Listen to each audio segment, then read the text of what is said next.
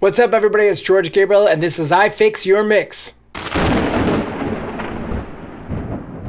Now, some of you have been reaching out to me to mix your music and master music or fix your songs. And this is going to be the first song that I'm going to do in this series. And it's going to be broken up into multiple videos. But what you'll learn in this video is how to prepare a mix from stems and MIDI files, how to identify what you're going to fix in this mix, how to efficiently prep audio using strip silence, how to prep MIDI files using your own samples, how to keep your session clean and well documented, and how to bus your instruments properly. And this song comes from, let's just call him Mr. C from the UK. And what he tasked me to do was, I have this song, it's an instrumental, I want to give it to some woman that I love, I want you to make it sound beautiful. Now he's been trying to do this for a while, and I'm here to help him out. But I'm gonna take you through the process so you can see what my strategy is in taking a bunch of stems and a bunch of MIDI files and making them sound like a record. So let's take a look.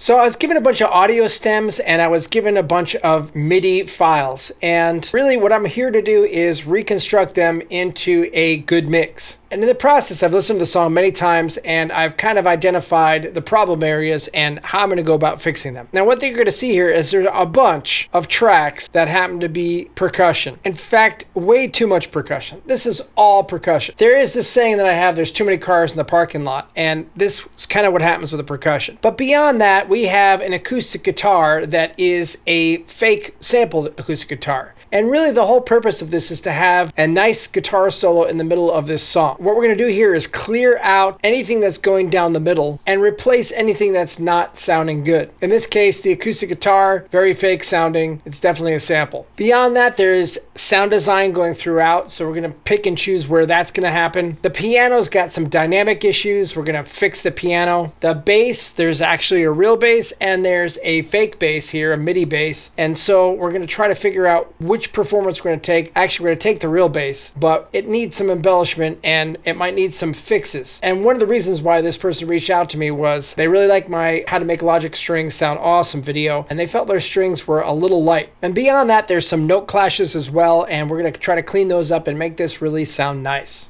Now, the first thing I want to do is prepare my session. And you can see I've got a bunch of tracks, and I'm not going to lie here. I have gone through this ahead of time, and all of these percussion things I'm going to mute because we're not going to be using these. If I need to add some supplemental percussion to fill it out, I'll do that later. Now, I am keeping some of the percussion, but most of it is getting out of here. The next thing I like to do when I set up a session is I like to name what I have so I can see it across the board. Now, yes, these regions do have names to them, but I like to have it on the track level so I can maneuver around a little bit better. The next thing is, because these were stems, they're all starting from bar 0. I like to see where the audio actually begins. So this is where I'm going to use strip silence or silence. Now I have a key command for that, so I'm going to go to each track and start finding out exactly where the audio is. So as I do this, I'm going to go instrument by instrument, name the tracks, and find out where they start. Now it's key when you're using strip silence to have good settings. You don't want to upcut it, and you want to make sure there is plenty of tail. In this, for the drums, I picked a threshold of -45, minimum time to accept a silence is 1 second, and the pre-attack time as the default, which is 0.006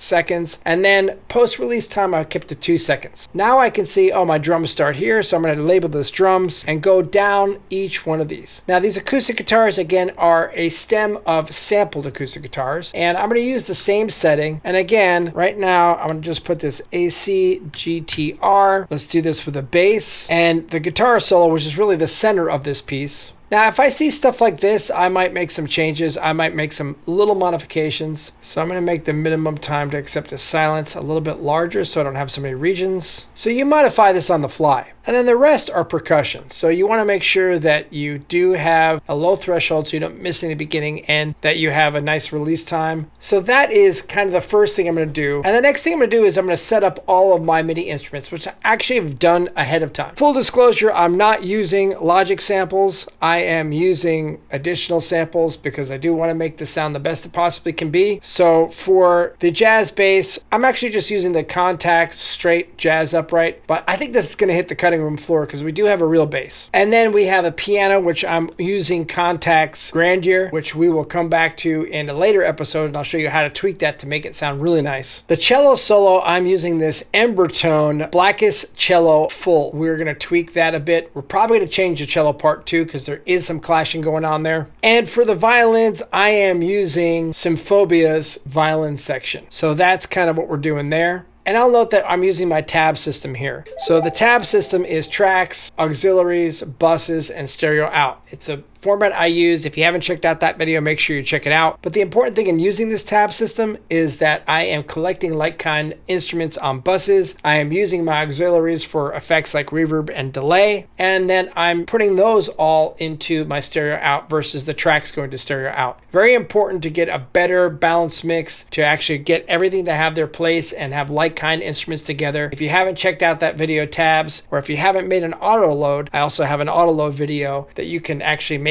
a very similar auto load to this, and it will set your sessions up to be perfect every single time. I'll give you a couple of areas of this song and you can hear kind of where it's going.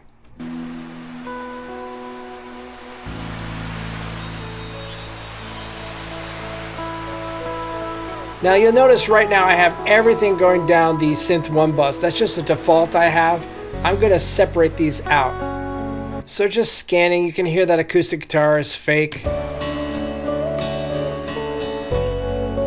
Plus everything's going down the center, so we want to fix that. Let me just make sure I've got everything named properly. Okay, the last thing we're going to do in this setup is actually bus everything on where it should go. So the drums, I'm going to go ahead and bus to the drum bus. The acoustic guitar, I'm going to go ahead and bus that to the acoustic guitar bus. The bass to the bass bus, and so on and so forth. Guitar solo will just be on guitar. All of these percussions are going to go to what I call ORC. That's where I usually put my percussion. The sound effects I'm going to put on my effects bus. Jazz bass I will put on synth 2 because it's probably not going to live there in this session at all, and I want to separate it from the real bass. Piano, I'll use my piano bus. And then the cello solo I'm going to put on strings 2 because that's a solo. And the rest of the strings I'll put on strings 1. So now you can see if when I fire this up, they're kind of going across the board here. Now you'll notice my buses are at -12. That's for a reason. We're going to add some compression and EQ to each one of these. But now I'm ready to actually tackle this session and get into instrument by instrument.